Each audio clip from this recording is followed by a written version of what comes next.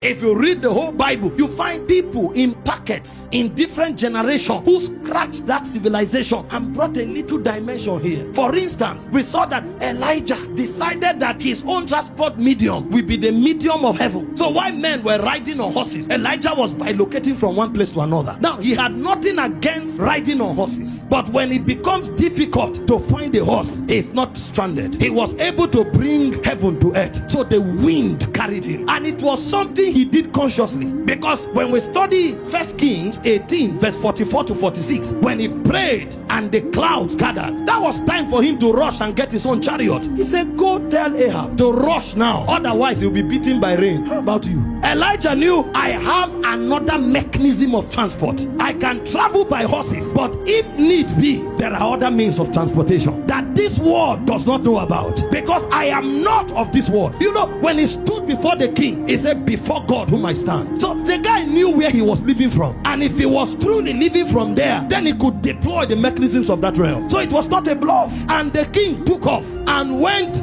ahead. But suddenly the Bible said, and the hand of God. So you either ride by chariots or you ride by the hand of God. So the hand of God is an instrument of transport. How come all we have are aircrafts? How come all we brag about are vehicles? You see a believer, he's carrying his shoulders, I have a Maybach, I have a G-Wagon. How about the hand of God? How about the one that is not of this world? How about the one that is of heaven? And the hand of God was upon Elijah. The Bible said he outran. You know why we are competing with the world? We are using their utensils. When you enter the elements of Zion, there will be a difference. We will know who should lead who. See, there is no point of competing with the world. We have a superior dimension. He said, and the hand of the Lord was upon Elijah. He outran the chariots of Ahab, even unto the gates of Jezreel.